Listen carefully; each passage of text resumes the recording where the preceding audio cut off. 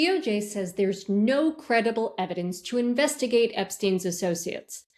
As a former SDNY Criminal Division deputy chief who prosecuted sex trafficking cases, I disagree. In October of 2023, former U.S. Virgin Islands Attorney General Denise George went to the FBI with explosive claims. She said Epstein's lawyer and accountant were participants in Epstein's human trafficking operation. She said the sitting governor of the U.S. Virgin Islands tried to shut down her investigation. And she told the FBI that she had the goods in her case file. She even told the FBI where it was and how to get it. So here's the question. Did the FBI follow up on George's complaint or ignore it? There's no sign in the Epstein files of George's case file or any follow-up with her. Why not? George is a highly credible source. She followed the money across over 140 Epstein bank accounts. She identified over $3.5 million in payments to young women. She pursued the Epstein estate, JP Morgan, and billionaire Leon Black, and helped secure massive multi-million-dollar settlements from all of them. She fought the rich and the powerful, all while facing intense pressure to back down. Days after George filed the lawsuit against JP Morgan, the U.S. Virgin Islands governor fired her. She started giving interviews, then got hit with a cease and desist letter to shut her up. An unknown man showed up at her home. She said the message was clear. We can reach you at your home. And despite all of that, she still went to the FBI.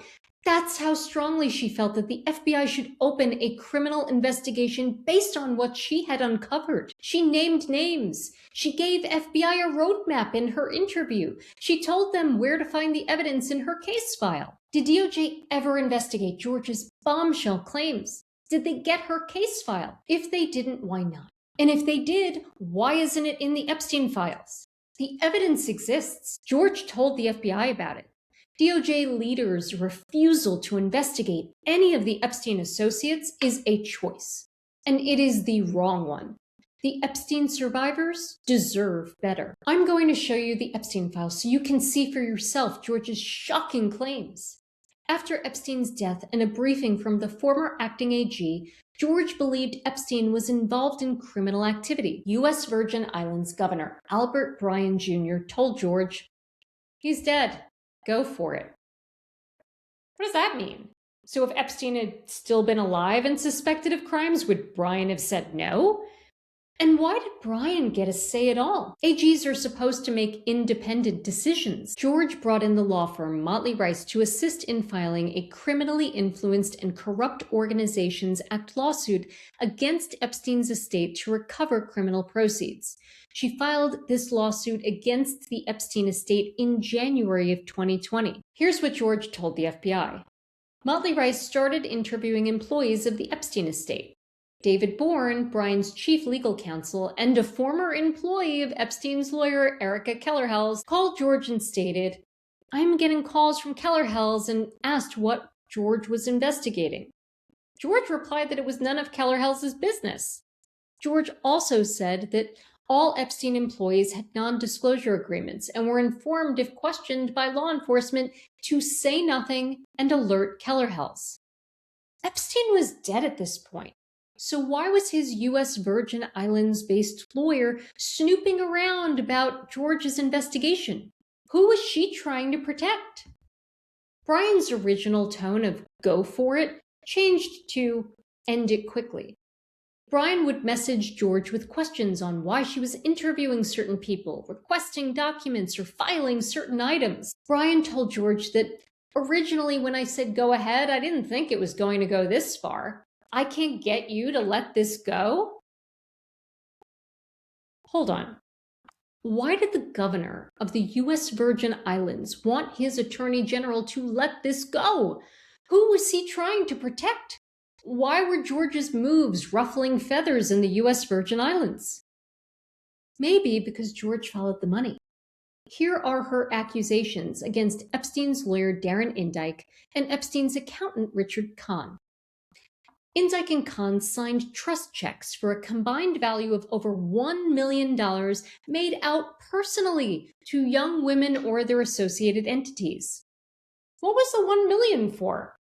Not massages, and you can't say you didn't know. You signed the checks. How is that not worth the DOJ investigating? George uncovered more. Payments from one account, for which Indyke had signatory authority, totaling over $2.5 million, were made to dozens of women with Eastern European surnames, purportedly for hotel expenses, tuition, and rent, and to, again, the immigration lawyer in New York who was involved in one or more forced marriages arranged among Epstein's victims to secure the victim's immigration status. Why was Epstein paying over $2.5 million to dozens of Eastern European women? Why did he pay for their hotels, tuition, and rent, allegedly? $2.5 million for multiple masseuses' living expenses? Why was Epstein paying an immigration lawyer to help these women get status to stay in the United States? Indyke had signatory authority for this account, but what, he had no idea about these $2.5 million in payments? We're supposed to believe he never asked any questions about that? He was Epstein's lawyer. And George found more. Epstein, with Kahn and Indyke, held and managed at least 140 different bank accounts for Epstein and Epstein-owned entities, many of which existed only to transfer payments to other entities and accounts. Okay, 140 different bank accounts, including accounts just to move money around? Huge red flag for money laundering. So what illegal activity was being concealed? George answered that question too. George claims that Indyke and Kahn participated with Epstein in coercing his sex trafficking victims in at least 3 cases to enter into arranged and forced marriages in order to obtain immigration status for the foreign women so that they could continue to be available to Epstein for his abuse. So this suggests that George had at least 3 victims cooperating with her investigation. And it looks like George had documents tying Indyke and Kahn to this immigration fraud scheme.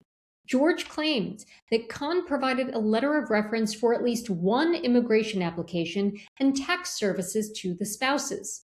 Indyke paid the immigration lawyer who applied for citizenship for the women and threatened at least 1 who indicated she would seek a divorce.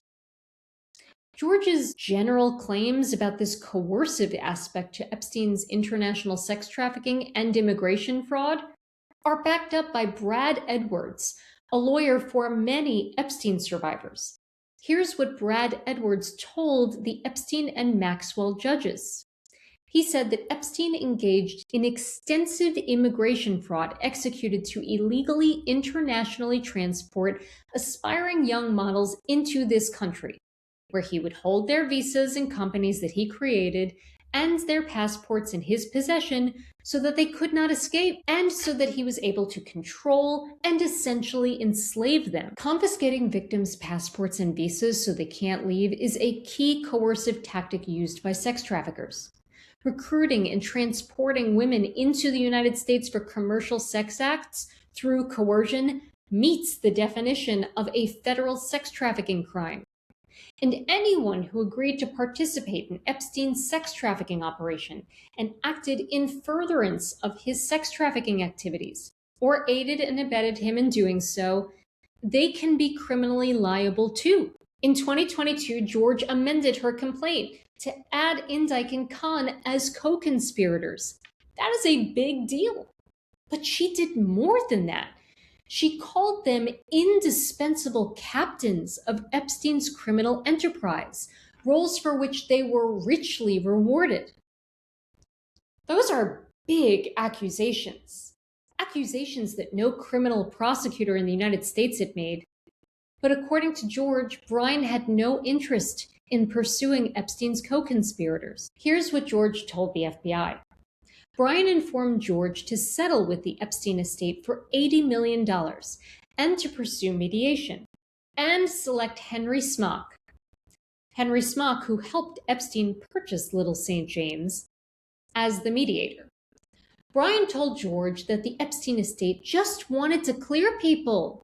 Bryan later told George that he was sick of her not doing what she was told to do. Okay, what is going on here? Bryan had no business dictating case strategy to the Attorney General. If George's account is accurate, the real question is, why was the governor of the U.S. Virgin Islands trying to help the Epstein estate to clear people? And one reason that we should believe George? Bryan's shocking answers when he was deposed in the U.S. Virgin Islands lawsuit against J.P. Morgan. Bryan admitted being aware that he, Epstein, copped a plea to having sex with a hooker who was underage. Calling an underage girl a hooker is despicable.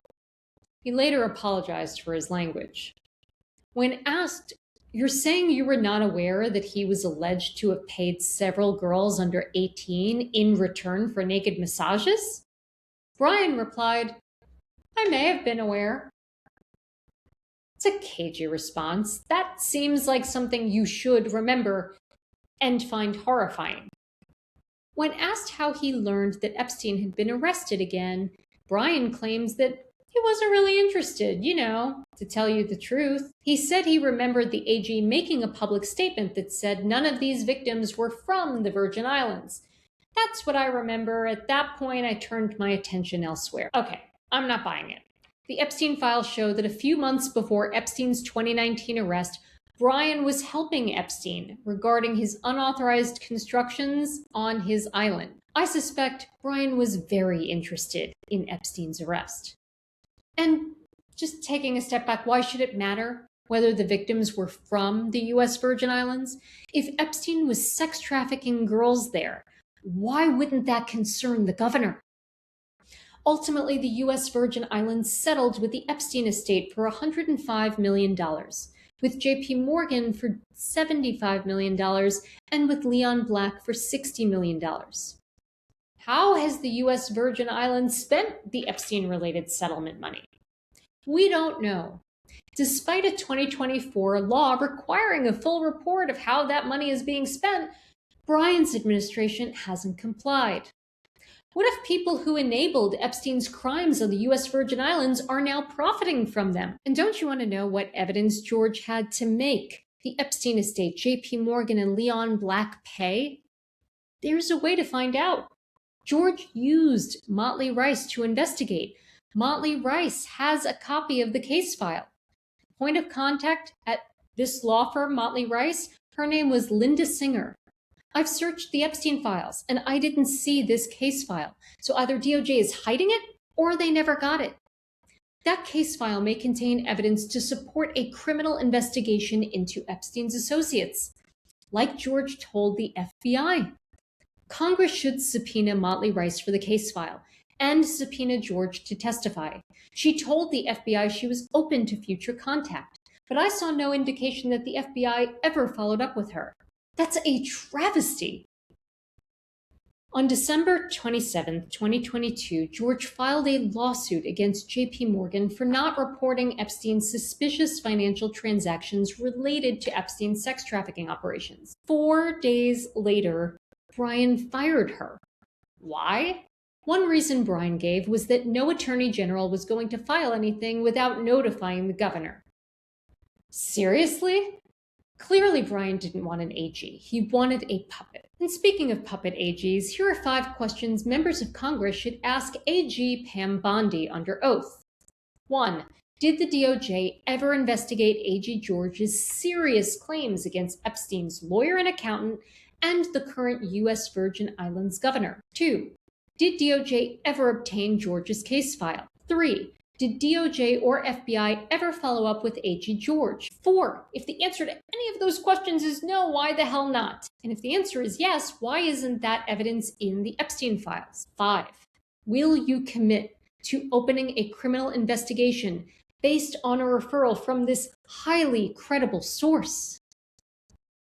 Releasing the Epstein files mattered because transparency gets us closer to accountability for the FBI, for the DOJ, and for Epstein's co-conspirators.